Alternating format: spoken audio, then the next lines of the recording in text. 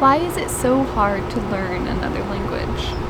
It's difficult learning another language because you are not only learning the language itself, but in most cases, for most people, learning how to learn language.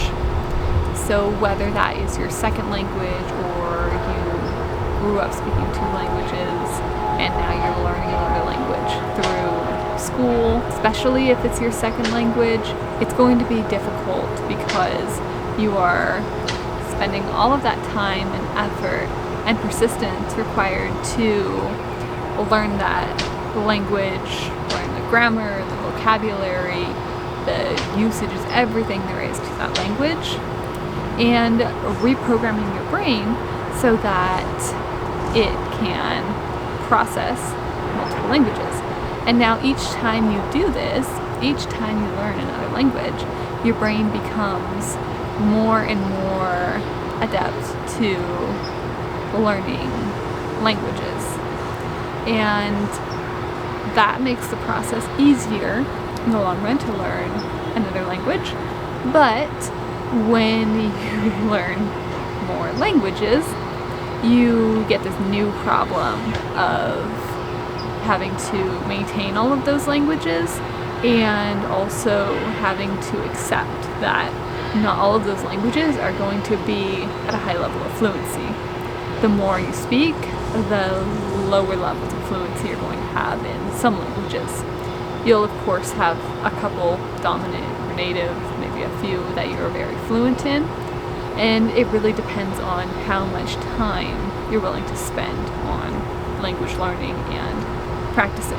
Because even once you learn a language, you're not done with that language. So once you learn a language to fluency, whatever that is, you're at a level where you can speak easily and communicate your ideas, but there are always more levels to fluency. There's always more vocabulary that you don't know, no matter how much you learn. And there's also learning a language to fluency and then maybe not using that language so much and having a decline in that language. So Spanish is my second language. I use it a bit right now, but definitely there has been a decline because I don't practice it like I did when I was learning it, reading, writing, speaking, listening, immersion. And that has made a huge difference. It's greatly impacted how well I can use the language, although I still use it pretty well. You have to continue practicing and continue improving if you want to maintain. So there's really not a steady point here. You don't just get like, this is where I am, I'm fluent, I stay here. It doesn't really work that way. It instead works like you're either improving, you're either going up and up and up and up and up and up, or even more gradually, or you're declining. There's no really staying the same. Something's always improving or declining. And it's not going to always be up or always be down. It'll likely look something like up, up, up, up, up as you're learning, and then you might have like a little decline, and then a little up, up, up, and then a little decline, and then a little improvement, and you might have a great decline, and then you might have to improve again. But ultimately, you're going to be higher than when you started.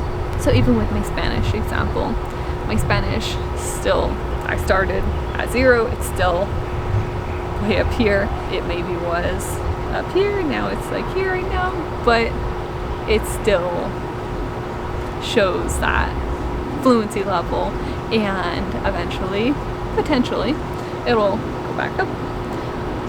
So learning a language is hard because there's so many different factors to consider, and depending on you, depending on your learning background, that is going to determine how easily you learn language, how well you learn in general, how easily new topics, new information comes to you, how easily you retain information, and how well you're able to practice and speak and practice all of the skills that are required to learn another language.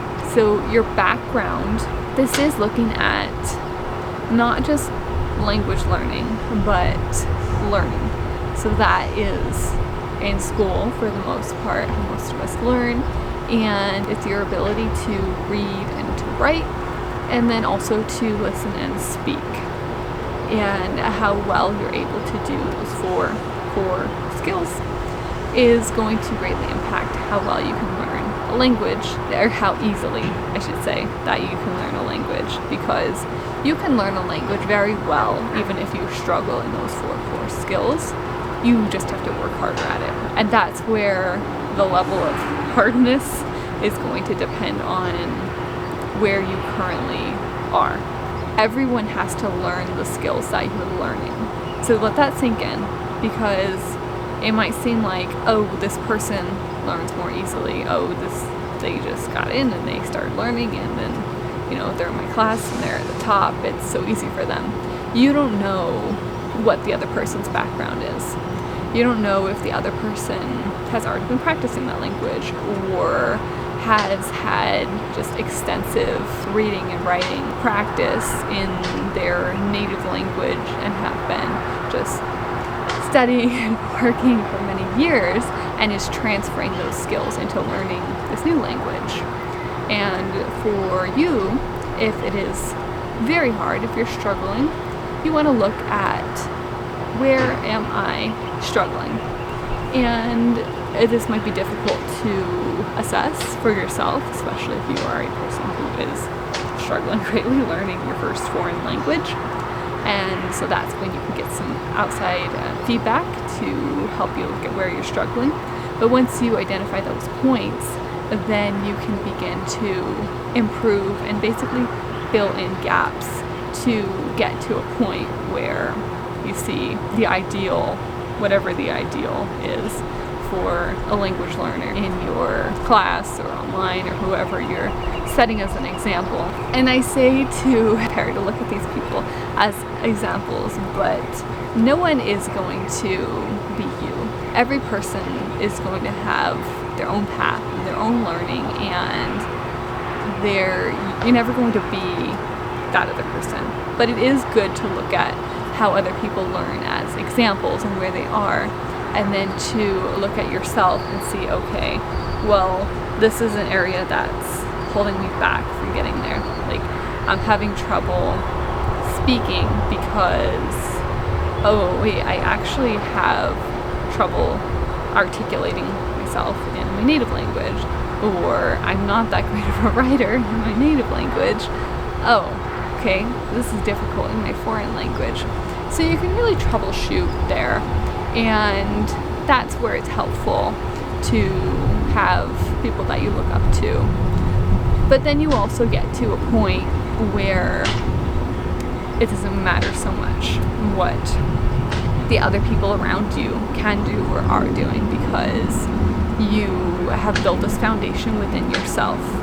And this takes years and years and years of practice to develop, because you have to go through all of the hard parts to build that foundation. And while you're doing it, it's really hard, because it feels like you're not doing anything sometimes, but you're doing the most crucial work. That is probably the reason that language learning is so hard, is because it is like many things, in that when you're doing the most important work, you don't see a lot of results, and it's frustrating, and you want to know, is this working? And you can't tell if it's working because you're so deep in the foundational work that is the most important, that shows you the fewest results at the time. But then years later, you're able to see, oh, okay, I'm at this point now because of what I did over the last few years. And that is challenging, and that's where it can be really helpful to have someone else saying, like, okay, follow these steps, you're on the right path, because we don't really know for ourselves that we're doing the right steps at that point unless we've been through the language learning process before. So it is hard. It's hard for you, it's hard for me, it's hard for everyone because of the pure amount of effort that goes into it, and because of not being able to see the results as we're practicing, and because it's worth doing. It's hard. But you can do hard things. You can learn a language. Some people work harder than others because of how they process new information and the skills and resources that are available to them, and just all of the different things. But the hardness factor does not determine whether or not it's possible for you. You determine whether or not it's possible for you, whether you're willing to push through those struggles or you're not. So it's up to you. And that's where your motivation is so important for moving through those language difficulties. So I'd like to wrap this up by just asking you to reflect on your motivation for learning language. Think about how you are going to keep going over the years. It's estimated that it takes about 5 years of dedicated practice to achieve fluency in the language. That's, more or less. And you need to be motivated to go through that, and you need to reassess that motivation as you're going through those years of practice, because it can change. So I'd like you to reflect on what your motivation is at this time, and is that enough to keep you going for all of that time? And if it's not, what can you adjust within your motivation, or what can you adjust within your language learning so that you can be successful? And if you'd like to share, feel free in the comments down below, and check out the blog post on my website, which is linked down below as well. And I'll see you guys back here next time. Bye!